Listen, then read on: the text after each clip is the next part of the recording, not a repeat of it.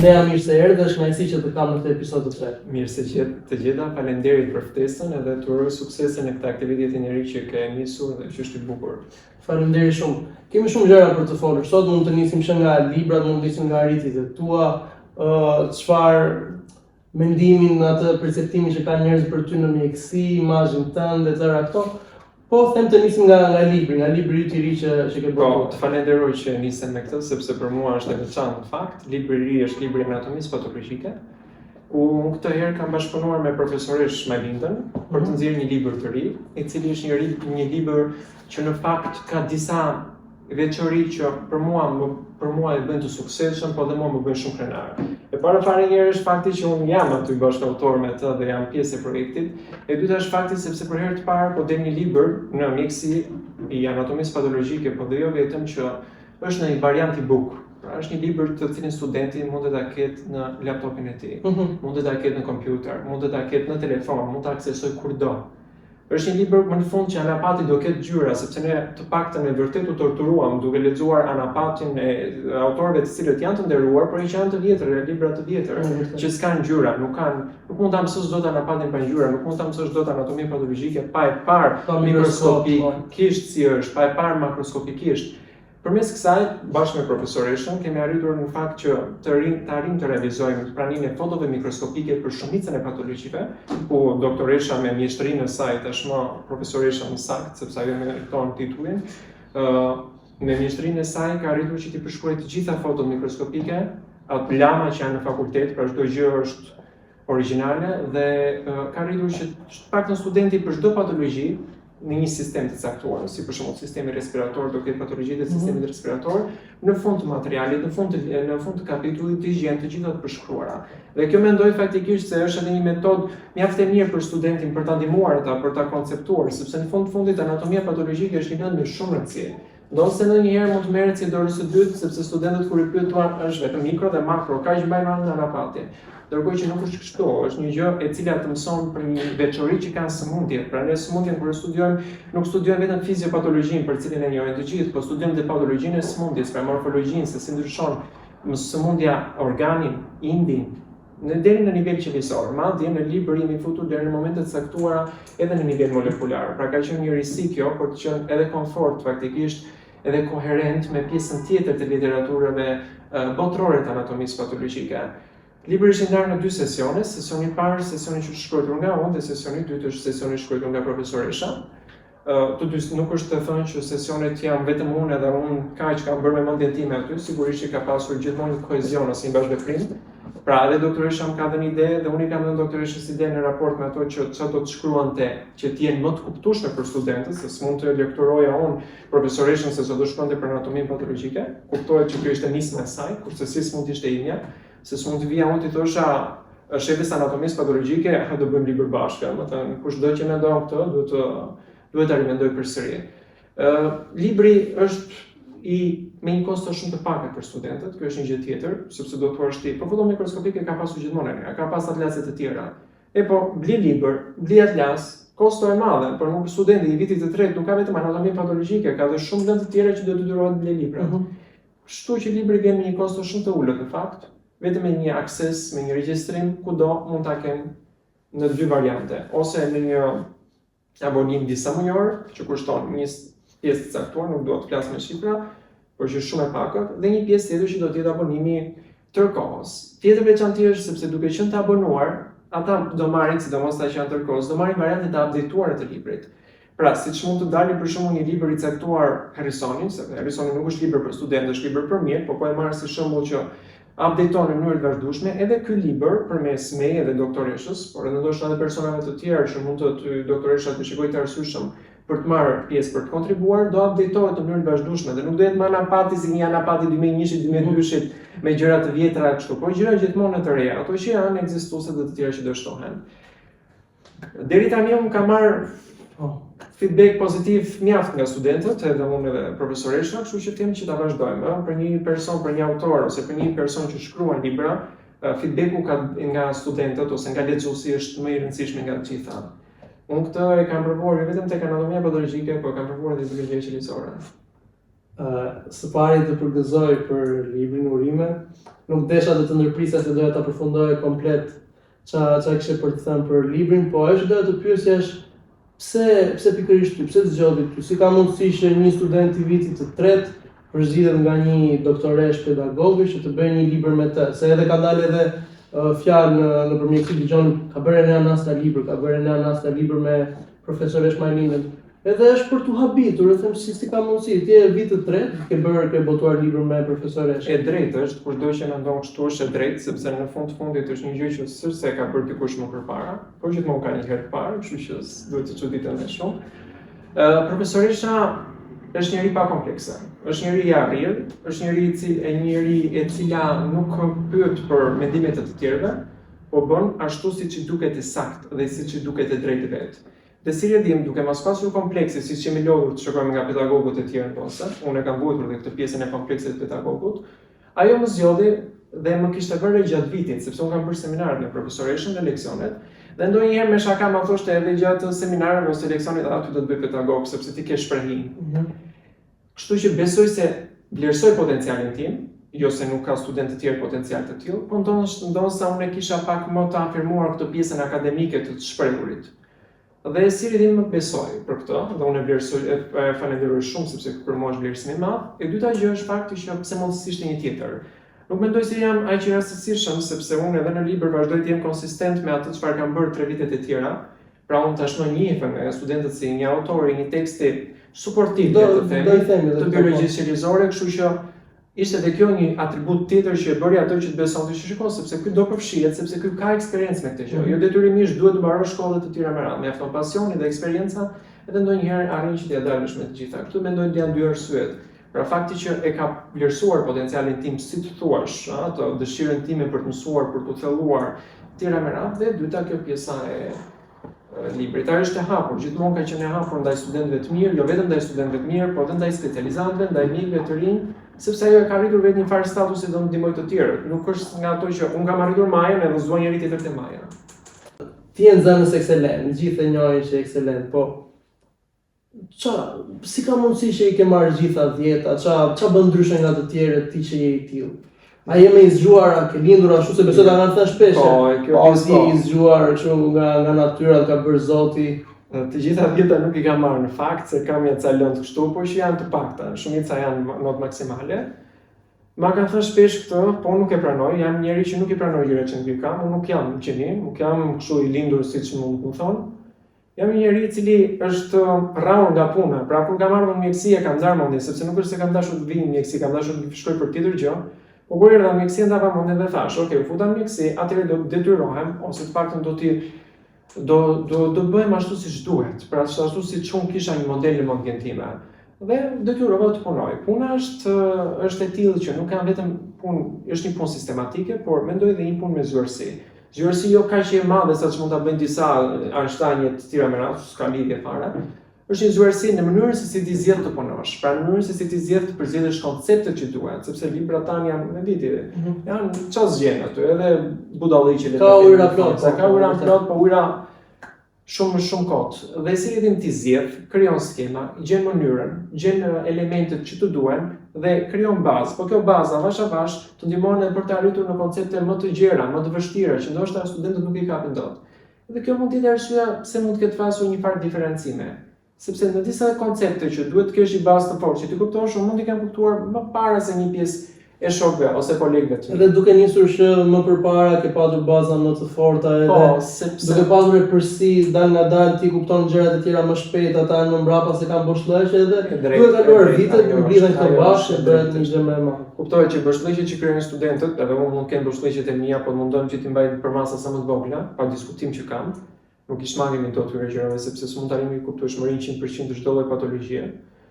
Por të paktën mundojmë që të mbajmë të vogla, ndërkohë që një pjesë e studentëve për arsye të ndryshme, ndoshta edhe të lodhjes, edhe ndonjëherë kuptoj sepse si janë të motivuar, krijojnë boshllëqe shumë të mëdha, por këto boshllëqe të mëdha nuk lejojnë të krijosh baza të mira, duke mos krijuar baza të mira pastaj e ke shumë vështirë të ngresh një ndërtesë shumë kace, do ngres një ndërtesë pa kaçe. Po mirë, tani ti duke qenë kështu një nxënës i tillë, duke patur tërë këto aftësi që tjerë si kanë edhe duke patur edhe këtë reputacione, duke të njohur edhe pedagogët si student ekselent, a ka patur ndonjë farë gjykimi para gjykimit ndaj teje ose inate përkundrejt teje këtu në mjeksi? Unë bashkëjetoj me këto. E mësuar. Po, nga persona fare panjor mund të dëgjoj domethënë që ka një lloj inati të, nuk e di, domethënë që nuk matet, nuk ka një si matse. Edhe është, më nuk di mirë për këtë pjesë me të drejtën, por edhe nga ana tjetër nuk është se unë rri pasiv, unë përgjigjem, pra responsit ndaj këtyre. Për shembull, si mund të jetë një mënyrë përgjigje? Një mënyrë përgjigje është fakti që nëse se këta vinë dhe mua më hiqen ose domethënë duan të më ulin mua, unë nuk ul njeri, ndonse mund të duket sikur unë mendoj vetëm ose mendoj fare. Unë nuk ul njeri, ama nëse dikush vjen dhe të don të më ulin mua, atëherë unë përmes metodave të cilin ai ka zgjedhur që të duket i zgjuar, ja përdor anën e fundit dhe e ul. Dhe këtu ndoshta mund të dali pak ai personaliteti i keq, por s'është personaliteti i keq. Përgjithsisht kam një parim të gjithëve, duhet të tregoj vendin, unë tregoj vendin vetes time, domethënë unë nuk e bëj vetëm më shumë se sa jam, jo më për të tjerët pastaj që nuk e mendoj dy herë. Kështu që boton edhe një libër bën ndonjë gjë kështu edhe ata kuptojnë se pa ndalë, nuk botoj libër, po unë nuk e kuptoj një pjesë pavarësisht se unë vazhdoj kështu, gjithmonë nxjerrin nuk po di unë shpifin, mund nxjerrin elemente negative, të paqëna në fakt, ose s'ka elemente negative. Të them drejtën, kam dëgjuar edhe unë, se duke qenë se në një vit kam dëgjuar llafën, ose të kam njohur personalisht, po kam dëgjuar jo Enea është egoist, është negativ, është ironik. A janë pak të vërteta këto? Egoist besoj të jetë. Unë ka zë, nuk del pa gjë. Nuk është se jam në atë nivel që thon ata, sepse unë s'jam njeriu perfekt, duhet ta pranoj tani. Unë ndoshta ironin mund ta kem. Po ironin nuk e përdor aty ku nuk duhet, e përdor aty ku duhet. Edhe nëse këta që ti të kanë thënë në këtë mënyrë kanë qenë nga ata persona të cilët kanë ardhur dhe si thua, janë fryrë në thonjza ose kanë dashur të bëjnë mjeshtrin ose pa i kërkuar dikush diçka, atëherë unë nuk kam treguar vendin përmes ironisë. Unë do të zgjesha me kushto me njerëzit, po. Skepse. S'kam arsye pse ta bëj këtë gjë, po përmes fjalës, pse jo? Atyre. Jo kam treguar atë që duhet t'ju tregoja. Unë nuk e kursej këtë pjesë. Edhe te shoqëria ime nuk i toleroj këto gjëra, pavarësisht sepse ata që më rrethojnë mua ose shoqëria ime, unë jam njerëz shumë të përzgjedhur dhe njerëz që për mua janë shumë të vlerësuar dhe të arrijnë në atë çfarë ata duan të bëjnë. Se gjithmonë do arrish majat ose nuk e di se çfarë. Kështu që për këtë ndihem mirë që jam i rrethuar nga njerëz të tillë, por nga ana tjetër ndihem keq për këto gjëra që thua ti, sepse sado që unë mund të jem i pandikueshëm në aspektin e parë, përse ato kanë një farë ndikimi. Se në fundit bën një pyetje me vetes. Ore, po s'jam vërtet kështu? Pavarësisht se ato që kam afër më thonë që shikojnë, sepse nuk e ke, po prap. E natyrshme mund të thuash mos është problemi tek unë edhe. Ama gjemi që ke njerëz afër, po është do thoja, a ke ndonjë mesazh për këta haterat? Të dorëzohen se plasën, ku do bëjmë, me vajtën 4 vite, ç'o do bëjmë ma? Unë kam mallë se do smuren vetë, se mos kanë çfarë bëjmë, unë mësova. Ka një fenomen, ashtu siç mund të ndodhi down regulation receptorëve, një sensitivizimi, ashtu po ndodh edhe mua. Nuk po pyes, po kam mallë se do smuren ata, kështu që ju lutem, mendoni për shëndetin tuaj. Mendoni të paktën, pastaj atë se ty të prekin dot. Ja, e bukur. Ama është dikush se ti the për notat dhe për këto edhe ka dalë një histori për ty që ti ke marrë nën biologjinë edhe kanë dalë ato llafet që ti ke bërë për inat profesoreshës, ke bërë këtë librin e biologjisë, ke bërë disa votime të tjera. Edhe një nga ata që mund të prekë reputacionin mund të jetë edhe vetë profesoresha. Tani, na trego pak këtë histori për librin si ka nisur. Okej, në rregull. Kjo është një histori pak edhe kështu komike, kështu që vëre miqi me atë, më pyete. Para një nuk e kam marrë 9, e kam marrë 8. Po, edhe ta mos e prishura. Ke 8 tjetër? Jo, vetëm atë 8 kam. Edhe s'më intereson në fakt, po që se nuk jam ai tipi që duhet t'i kem të gjitha vjetë absolutisht. Për mua të gjitha vjetat mjekësi nuk ekziston, po gjithsesi kjo është temë gjatë pastaj. Zysha në fjalë është një zysh e cila u ka dhënë shumë studentëve mjekësisë, sot janë mjek, janë moshë shumë të madhe. Edhe atë vitin ton, që ishte një vit online, gjeti që tu jep te përsëri. Por kur vjen një farë momenti ti duhet të tërhiqesh nga mosindënia sepse dhe lodhesh, dhe atë gjë që studenti ta shkruan, ti nuk e shef dhe e korrigjon ashtu si ti do ta korrigjosh, dhe pastaj kur studenti vjen dhe të thotë që shikoj se unë e kam bërë profesoresha këtë, ti për egon tënd dhe gjithë ato vjeçare nuk arrin dot që ta korrigjosh veten tënde, sepse ndonse je duke ulur veten përpara studentit. nuk është se më ka ndodhur vetëm mua që ajo të më hajë në notë. Ju ka ndodhur shumë personave. Por një pjesë e njerëzve të thash nuk zgjedhin që të mos përgjigjen, ndërkohë që unë jam. Pra unë vazhdoj të jem akoma edhe te kjo pjesa që Do kesh një reagim, po. punën time nuk ja fal dot. Dhe si dim unë gjatë gjithë asaj periudhe nuk kisha për të studiuar gjë tjetër sepse fizik kimi nga që kam qenë shumë i dhënë në olimpiada, domethënë merja pjesë në olimpiada, fitoja, kam arritur deri edhe në vende të tjera për kimi, për fizike të tjera me radhë. Në vit të parë unë nuk kisha çfarë të mësoja më atyre dhe isha dedikuar vetëm biologjisë cilësore. Ti e kujton që vetëm në vit të parë vetëm biologjin kishim ne kështu që na të merrë. Se të tjerët i kemi bërë gjimnazi. Po, i kishim bërë, mendoj që unë kisha akoma edhe më shumë të rafinuar atë pjesën dhe kështu që detyrova që ta mësoja biologjin me qef, po edhe mësoja me përveç se frikës edhe qefit, sepse përmes biologjisë fillova të kuptoja edhe Covidin, domethënë virusin e Covidit, si funksiononte, si ishte, sepse ishte e para lënë që na fusten në mjekësi. Ajo gjë që dua të them është që unë pavarësisht se mësova të gjithën, mësova ato kapituj që ajo nuk i fuste në provim, po jo për faktin sepse nuk i fuste ajo, po për faktin se unë i konsideroj që atë nevojshëm. Bëra provimin si të gjithë studentët e tjerë, prisja një notë, nuk po them që mund të prisja maksimumin, por të paktën 9-ën e po jo po 8 dhe unë kur arri tek ajo të flas me ata, më thotë që edhe 8-ën e reklamuan, si është ato që për 5, për 6. Një personi si puna ime, po t'ja thosh një gjë të tillë, nuk ta toleron mirë, unë nuk e tolerova mirë dhe aty lajt me ato. Pastaj zgjodha thash, "Okej, unë pse mos ti nxjerr këto çnime që janë dhënë, se kisha nxjerrë këto çnime." Dhe fillimisht i kam nxjerrë në një formë që ishin shumë probleme, si ti përmbledhje. Dhe kështu i publikova. Ti e di që atë ditë që do e bëj këtë gjë, do e publikoj apo e ke menduar më vonë? Erdhi më vonë si gjë, thash, shikoj se kjo papërgjigje nuk duhet të lënë, ajo kishte një gjë të shtrenjtë, librin. Se tjetër gjë sa do t'i bëj. Si ta do daste libri. Kështu që pika e dobët është libri. Dhe si e dim, e mora përsipër, harxova ca lekë me thënë të drejtën që ti botoje ato. Si boton, si është kjo procedura e botimit? Procedura e botimit është që duhet të shkosh tek shtëpia botuese, të flasësh me ata, duhet edhe të bindesh ata, sepse duhet të kesh një numër titrazhi të lartë, domethënë një numër të lartë kopjesh që ti do gjenerosh, të kundërt ata s'kan interes. Po megjithatë ata u bindën në një farë mënyrë si student, nxjerrin libër të rivëri, kështu domethënë e arritën kompromisit. E bëre librin po? E bëre librin, por nuk prisja unë që të libri të shitej shumë, se më duket e çuditshme thash. Këtu do viti i dytë, tash do vi viti i parë, ku doli kë? S'ke kredibilitet po. Ndërkohë që libri eci goxha, sepse po të merresh me një libër i cili është shumë i rrëmuj, edhe të gjesh një tjetër që është më i përmbledhur, më kështu. Do fillosh lexosh të tjetër. Edhe këto mjekësi janë mësuar pak, kemi mësuar gjithë me që marr përmbledhjen, ajo doli tamam, botimi i parë ka qenë si përmbledhje tamam. Pastaj më mori një feedback shumë të madh pozitiv nga studentët, edhe si thua harrova atë nga që kisha me ato. Ajo vitin e parë nuk e kam marrë vesh, nuk e më sa unë. Pastaj thash do ta nxjerr prapë, thash po tani do ta nxjerr tamam libër. Dhe kështu bëra. Botimi i dytë është tamam. Këtë herë për shefin tënd më shumë. Po, këtë herë për shefin tim dhe për atë feedbackun pozitiv që morëm nga studentët. Dhe kështu e bëra. Botova të dytin e rikonstruktova komplet. Vendosa dhe kapitull që unë i konsideroja të rëndësishëm që si kishte hiç. Për shembull, bazat molekulare të kancerit, ajo i kishte rrëmuj, nuk e di se si kishte. Është shpërndarë marrë për kapitull. Është shpërndarë fare, që se kujton, unë i përmbledha një kapitull, madje edhe ato i kam thënë doktoreshës ti i fusnim edhe te kjo pjesa e librit Anapat, sepse ishin vërtet mira, se përdor disa ashtu, nuk kam asnjë gjë nga libri i saj në librin tim. Gjithçka është literaturë, në fund të librit janë të përshkruar. As të kopjuar fare, pavarësisht se ajo thotë ka kopjuar mua. Ajo bën share eksperiencën e saj, por jo, unë nuk jam ashtu. Domethënë, s'm detyroi njëri mua që ta bëja, të bëja për çetin tim, të paktën nga viti i dytë dhe viti i tretë. Dhe duke qenë se vit për vit po marr këtë feedbackun pozitiv të studentëve që shikon na ndihmon shumë, një pjesë e tyre kanë marrë në bibliotekë, nuk e shesin sepse funksionon edhe kjo pjesa e shitjeve.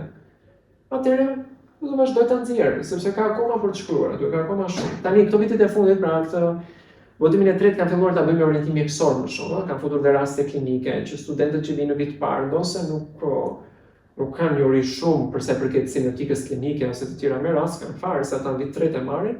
Unë përsëri kam krijuar disa raste aty të thjeshta, i kam munduar të shpjegoj vetë në mënyrë që ti fus në rrjedhë, ta kuptojnë që kjo lënda, kjo biologjia qelizore që këta janë duke lexuar nuk është kaq kot. Do t'u duhet, në fakt do t'u duhet më shumë gjëra të tjera në vijim. Tani një pyetje kam te këta libra, te këto botime që janë pak më të rafinuara tek ai i pari. A ke vënë foto në fund të kopertimit? Jo, nuk e kam vënë foto në fund sepse ajo fotoja është atributi vetëm i personi, vetëm ajo e vendos, të tjerët Më kanë thënë gjithmonë miq, po vëri foton e more ta kesh ta Se jo, edhe unë mendoj se do ishte ide e mirë. Jo, Ndoshta e nga nuk sot. e marr atributet njerëzve. Ndoshta mund ta bëj te ky katërti, se kam qejf ta bëj një të katërt, ndoshta me mbyll me kaq, pavarësisht se gjithmonë them ta mbyll me kaq, po sa vjen shtatori vitit tjetër, se zakonisht atëherë votoj, kapim përsëri ato e. Edhe mëson më shumë e thua dalë po të shtoj këtë sigurisht. Libri nuk më ka ndihmuar vetëm studentët, më ka ndihmuar edhe mua se një pjesë e formimit tim vjen edhe nga fakti që unë kam njëri shumë të mira përse përket pjesës qelizore, mekanizmave qelizore, dhe mekanizmat qelizore të japin një kuptueshmëri më të lartë patologjisë, të fiziopatologjisë, edhe shumë gjërave të tjera, edhe të mekanizmave farmakologjik. Që përmend edhe fizpatologji. Doja të pyesja pak edhe për kursin që bën studentëve. Po. Fiziopatologjia për mua është shumë e rëndësishme. Madje këta shokët e mi, kolegët e mi që janë aty afër, domethënë afër meja thonë, fizpati, eno fizpati, më kanë dhënë shumë një nickname.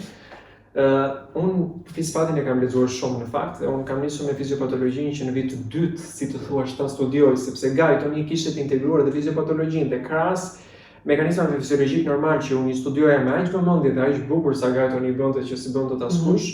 Krahas këtyre shikoj edhe ato kutickat e vogla që kishin aty mekanizma fiziopatologjik. Dhe si thua nisa që në vit të dytë, kur erdhi viti i tretë, unë isha tërësisht i angazhuar ndaj saj. Edhe qefi ose dëshira për të lexuar më bëri që të shikoj edhe libra të tjerë paralel, po jo unë që të detyrohesha të lexoj vetëm libra të tjerë. Dhe si rridhi arrita në një nivel të tillë, si të thuash që shpjegoja mirë, domethënë arrija që ta përcjellja mirë konceptin. E kisha si don ti, po. E kisha si don ti. Atë që thash edhe me profesoreshën që na vlerësonte gjithmonë këtë pjesën akademike. Dhe si rridhi vendosa, why not? Pse mos ta përdor një herë këtë? Më kishin thënë që, po shikoj se ti shpjegon shumë mirë, unë është me fat ti studenti jot të tjerë me radhë. Dhe provova, në fakt, kam bashkëpunuar me 2 kolegë, të cilët janë shumë çuna të mirë dhe ata, të cilët e kanë atë qendër. Dhe ata kanë një ndjeshmëri shumë të mirë ndaj studentëve të mjekësisë, pra duan që të promovohet, pra të ketë një mësim të mirë. Si quhet qendra? Qendra quhet Galileo Center. Unë aty jam aktualisht dhe jam shumë i kënaqur faktikisht nga bashkëpunimi me ata. Kam 2 grupe, nuk mbaj dot më shumë se sa 2 grupe, sepse është edhe pjesa e shkollës, nuk mund të lërë angazhime të tjera. Kam studentë që janë shumë të mirë dhe ata studentë faktikisht më kanë ndryshuar një çik idenë, sepse unë para kohësh, para se nisja këtë kursin kisha idenë se studentët mjekësisë janë, mendje mdhenj, vinë në mjekësi, janë të parët e fisit, thosha me shaka, duan të bëjnë dhe këtu të parët, nuk mësojnë, nuk bëjnë, dalin dobët. Ndërkohë që kur shoh këta studentë të shikoj që arsyeja pse ata nuk mësojnë është demotivimi, sepse atyre po tua japësh, ata e superojnë informacionin, madje vinë edhe të pyesin ty herës tjetër, madje domethënë se klet ndonjëherë, se duhet të vërish mendosh edhe përgjigjen e pyetjes që të bëjnë. Kështu që kjo është një gjë pozitive që unë më erdhi tek mua nga nisja e kursit. Po bëj një vit, në fakt, që kam filluar këtë pjesën e kurseve të fiziopatologjisë, studentët kanë qenë të kënaqur, përgjithsisht unë nuk kam largime, përveç atyre që nisin probleme familjare, që largohen nga kursi, dhe janë të kënaqur. Edhe unë kënaqem faktikisht sepse mbaj veten të updateuar vazhdimisht në informacione. E kupton? Sepse nuk jam ai që unë i di, unë si di të gjitha njerëz, ka njëri në botë që di të gjitha, po unë mund të di një pjesë që di ta jap mirë, domethënë këtë i kam thënë këtë mendoj gjithmonë për veten, që ndonse nuk di shumë, po ato gjëra që di mirë besoj dhe mund t'i jap. Gjithmonë para se të shkoj tek ata, një ditë para, filloj të updatoj vetë, çka ka dalë re. Qa është një mekanizëm tjetër, se sa herë që futer gjithmonë, dhe një këndështrim tjetër, gjithmonë po si se dhja këtë gjë, është si mani kjo pasaj, edhe duhet të ruhesh nga këtë gjëra, sepse kalon në situatën sakun e shëndetshëm, sakun e shëndetshëm.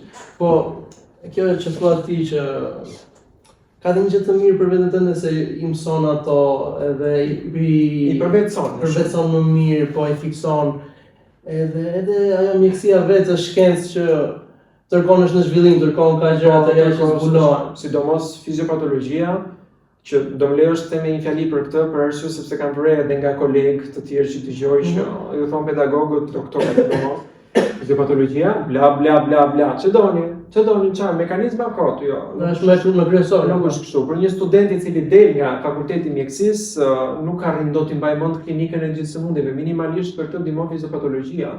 Fiziopatologjia të ndihmon të shpjegosh pse ka këtë, pse ka takikardi, pse ka takipne, pse ka hipertension arterial, pse bën gjendje psikopale, gjithë këtë historinë, se këto janë shumë pak në raport me atë që të ndihmon. Po duke pasur një bazë logjike, ti arrin që të kuptosh ose këtë faktën të nuhansësh nëse të vjen një pacient, se ne në fund fundit në mjek përgjithshëm do dalim. Kështu që ai pacienti që ne do ta mbjeri ose do ta trokasim tek dera mund të jetë kushdo. Mund të ketë çdo gjë. Mund të ketë çdo gjë. Edhe jo vetëm një gjë që unë e kam me qef, kardiologjin për shembull ose neurologjin, mund të ketë edhe një gjë nga endokrina. Atëherë unë duhet të referohem që t'i jap zgjidhjen, se ky është fundit misioni ose detyra ime. Fiziopatologjia të ndihmon për këto. Ose unë e kuptoj mirë që po të kesh 20, 30 vite, 40 vite, që merresh me infarktin miokardit, që merresh me pneumoni, nuk të vete më mendja pse ka në pneumoni koll me sekrecione purulente, nuk të shkon më mendja për këtë pjesë, sepse mund të ketë takikardi, se mund të ketë takipneu, se mund të ketë dhimbje gjoksi në pneumoni, nuk të shkon më mendja sepse ke krijuar një databazë në tru që pneumonia ka këtë, do bëj diagnozë diferenciale me këtë, nuk të më, po një studenti është gabim t'i thuar që nuk të duhet, sepse studenti nuk e ka këtë bagazhin tënd, nuk e ka këtë databazën tënd, ai është duke bërë dhe pikërisht fiziopatologjia dhe anatomia patologjike janë ato që e ndihmojnë ato që informacionin ta përvetsojnë në mënyrë logjike. Nuk është mjekësia të mësuarit përmendsh, është totalisht e gabuar. Mjekësia ka logjikë dhe nuk kishte si të ndodhte ndryshme se njeriu, ashtu sikur se është pjesë e natyrës, dhe natyra ka një logjikë që ne studiojmë përmes fizikës, pikërisht logjikën, si themi të njeriu, ne studiojmë përmes anatomisë patologjike, fiziopatologjisë dhe fiziologjisë. Dy të parë studiojnë procesin patologjik, e dyta studion si funksionon normalisht. Dhe s'ka sens ti e përmendesh dhe është e gabuar dhe unë gjithmonë kam qenë kundra të mësuarit përmendesh të mjekësisë. Anatomisë po, s'ke çaj bën. Se kocka aty është, ndonse ka edhe një anatomi funksionale. Është për shkrim, po. Ndonse ka edhe një anatomi funksionale që të arrit të shpjegojë dhe pse është kështu. Po ajo është me detajuar, është me thelluar, nuk arrin dot studenti ta superoj që në periudhën e akademike. Do ta bëj kur të jetë mjek, por këto të tjera duhet, patjetër. Kështu që unë për këtë arsye kam nisur kursin, të ndihmoj studentët pjesa përfitimit ose nxjerr diçka vetësh e fundit se një gjë do ta them shumë me shaka, edhe të bësh libra, edhe të japësh kurse, nuk bësh i pasur. Kushdo që mund të ketë familjar ose vetë që mund të ketë bërë një libër artistik ose shkencor, nuk e di shumë mirë këtë pjesë që ti librin e bëm shumë për shefin tënd, e sidomos në Shqipëri. Sidomos në Shqipëri një herë që mua gjithmonë në Andja më thotë që jam i suksesshëm, në Andja marr vesh një pjesë të informacionit. Ja shpjegoj votu se jo, se vetëm një shqiptare se pastaj bën fotokopje gjitha e skanime. Po tani ç'a metode ke ti të studiuar? Se ti tërë këto dije ke arritur këtu, ke arritur, je ekselent, ke bërë librat, jep kurse. Sa orë harxhon? Arritër ditën në libra e nërd apo si? Se është ai perceptim, do të ti shef një ideal me syze, që i di të gjitha le të themi, edhe po, ky se s'bën është nërd arritër ditën mbi libra.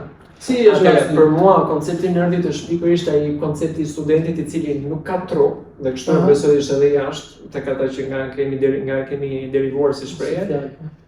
Si fjalë që nuk ka tru, në aspektin s'ka tru, ai do ketë tru, por nuk ka tru të kuptoj ato që lexon ose rri tër ditën. Unë këtij them nerd. Nuk mund t'i them nerd një personi unë i cili rri, studion dhe ty kur të mbaron dita, të vjen me mbi 70% informacionet që kishte në fillim. Ky nuk është nerd, ky është studius. Këta persona duhet promovuar. Unë këtë gjë që po them e kam bërë, domethënë këtë pjesën e studimit për një kohë të gjatë, sepse fillon të bëjmë qefin, të bëhet qefi kur lexon, kur kupton, të tërheqë, krijohet si feedback pozitiv aty që të merr me vete. Unë këtë e kam bërë në vit të parë, në vit të dytë kur filloi fillimisht shkencat normale, pra shkencat mjekësore normale që të jenë prezente, fiziologjia, biokimia.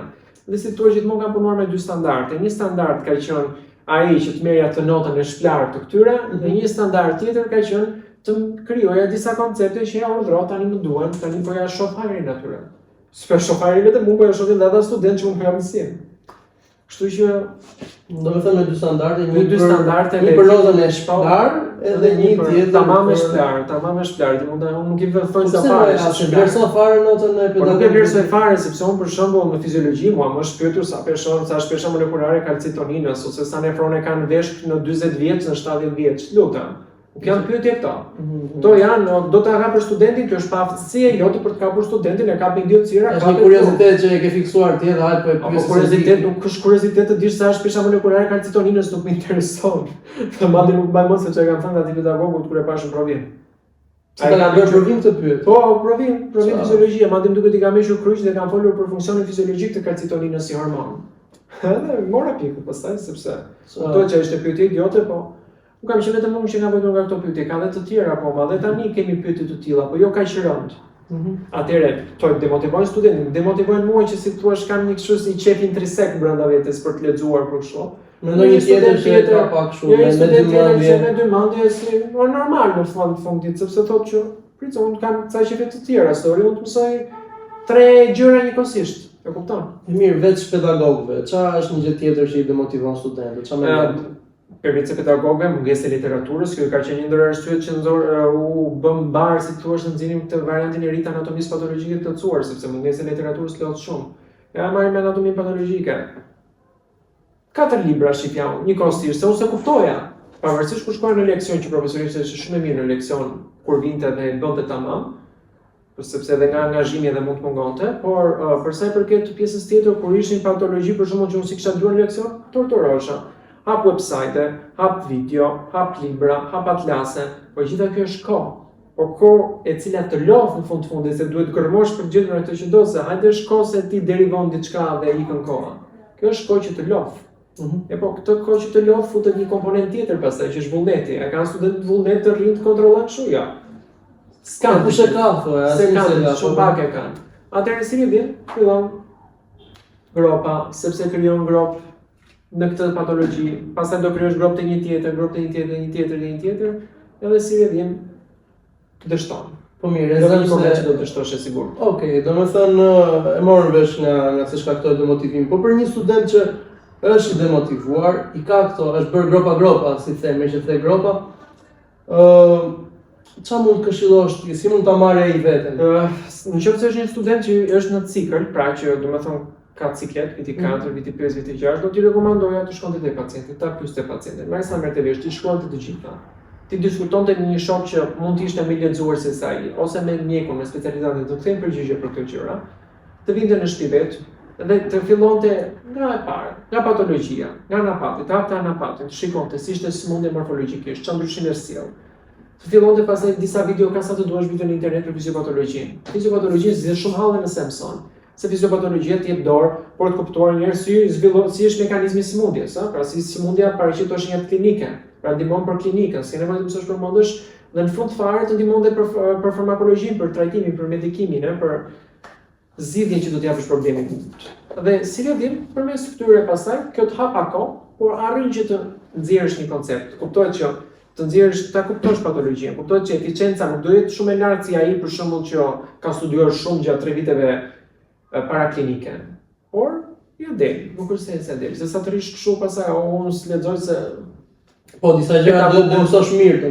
Unë nuk lexoj thotë sa se pedagogu nuk vjen. Unë nuk lexoj se nuk bëjmë praktika. Unë nuk e konceptoj një pjesë e kolegëve thonë bëjmë praktika. Çfarë praktikash duan të bëjnë ta? Këta janë kardiokirurg gjë dhe duan të hapin zemrën aty dhe të punojnë këta. Praktika ajo është për me pacientin. Anamneza mbaron, diskuton me disë kolegëve, shko hap kartelën, mund të diskutosh me mjek specializantët. Kjo është detyra jonë. Apo ka la të bësh laparocentezë, bësh toracocentezë, këto janë shumë të mira, po s'bëhen. Atëherë tani ne, meqense nuk bëhen këto, nuk do bëjmë as të tjera, me këtë logjik do ecim. Po përveç mjekësisë, me çfarë merresh? Domethënë, a keni një gjë që bën në kohë të lirë për të hequr atë mendje nga mësimi, nga lodhja e studimit gjatë e këto?